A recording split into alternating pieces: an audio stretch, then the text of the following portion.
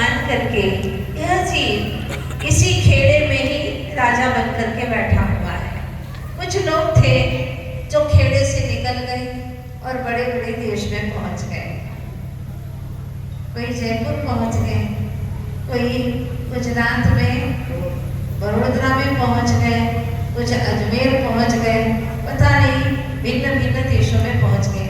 लेकिन इतना लगाव है कि जिस स्थान पर जन्म लिया था, अगर वहां कोई धार्मिक अनुष्ठान होता है तो जरूर जाएंगे। ये भावना,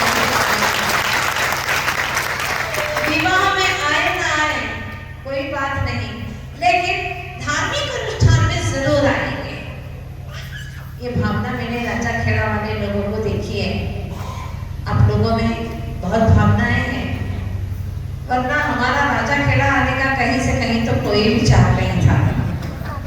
अब तो से ही सीधे निकलने वाले थे, लेकिन यहाँ के माँ बाप कई बार गए, एक दो बार नहीं कई बार गए और बार बार निवेदन किया। और फिर दूर वाले भी आ गए कि माता जी बीच में हमारा मछलिया भी पड़ता है।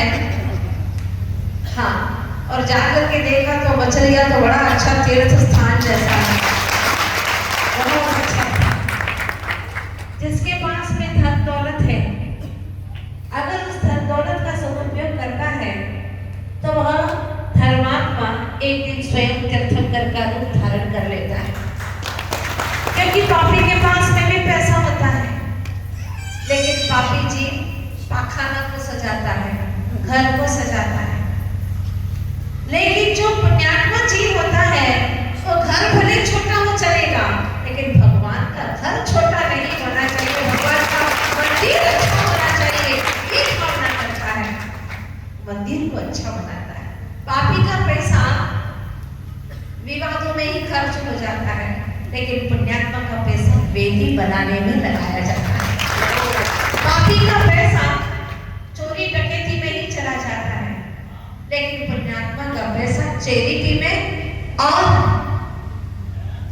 डाकुओं में नहीं, डॉक्टर में नहीं, दान में जाता है।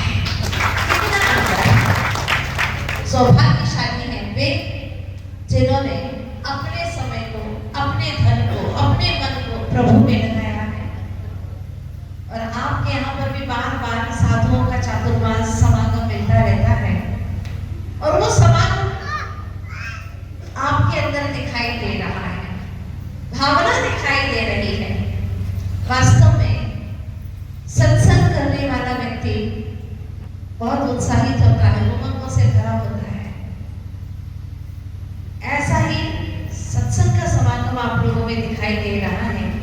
ऐसे हमारे ऋषि मुनियों ने कहा है, एक घड़ी आधी घड़ी। कबीरदास जी भी कहते हैं, एक घड़ी आधी घड़ी, आधी में पुने आध। कबीरा संगत साधु की हरे कोटि अपराध। अगर आधी से भी आधी घड़ी आप सत्संग में बैठोगे तो आपके करोड़ों अपराध दूर हो जाएंगे, भावों में निर्मलता आएगी।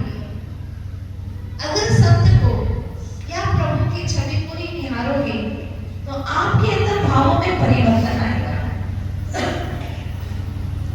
आचार्य गुरुवर्षि विद्यासागर जी महाराज मूक माटी महाकाव्य लिखते हैं। आपने नाम सुना होगा मूक माटी महाकाव्य का, बड़ा चर्चित महाकाव्य है यहाँ। उसमें आचार्य जी लिखते हैं कि जैसी संगति होती है ना, वैसी मति होती है। अगर आप सत्संग में आए हैं तो अभी आपके भाव बहुत निर्मल है। मान लो किसी की शादी ब्याह में गए होते आप लोग, इतने सारे लोग, तो वहाँ इतनी चुप्पी साथे बैठते, हुड़दंग में जाते, आपके भाव में भी नाग रूप होता। अगर रणांगण भी होते, योद्धा बन करके जाते, तो आपके भुजाएं खड़क रही होती। आपके अंदर भी रण कौशल दिखाने का एक अदम्य साहस होता, एक अलग ही तरह की आपके भीतर में झटकार होती। लेकिन अभी आप धर्म सभा में बैठे हैं तो आपके अंदर भावों में निर्मलता है, विशुद्धि है। भगवान ने क्या कहा है, ये बात सुनने की, समझने की भीतर में भावनाएं हैं। तो आचार्य जी लिखते हैं मूक माटी महाकाव्य में, उजली उजली चलती धारा बादलों से झरती है, उजली उजली चलती धारा बादलों से झरती है, धरा धूल में या दर में बदल जाती है, वही वही धारा नीम की जड़ों में जा वही जो बारिश की धाराएं हैं वह नीम की जड़ों में जा टुटका में ढलती है, सागर में जा लवणाकर कहलाती है। सागर में शुद्धि कामी करती स्वाति का काल हो तो मुक्ति का बनकर झिलमिलाती है। वही धारा बेटा स्वर्ग के मुख में जा विष्ठर में ढलती है। जैसी संगति मिलती वैसी मति होती है, और जैसी वैसी गति होती है।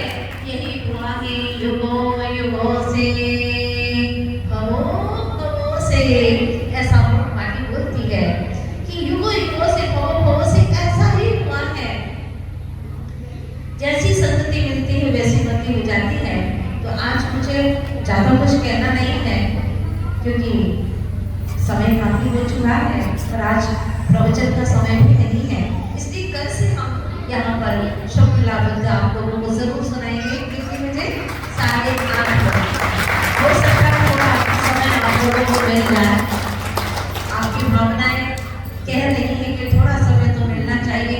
बहुत दिनों से लोग आकर के निवेदन कर रहे थे माता जी थोड़ा समय मिलना चाहिए।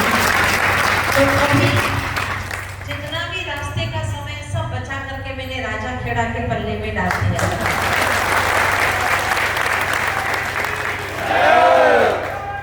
भावनाओं के साथ ग्वालियर से कई महानुभाव हमारे साथ में पैदल चलते आए, फिर और भी कारवां बढ़ता गया और आखिर राजा खेड़ा तक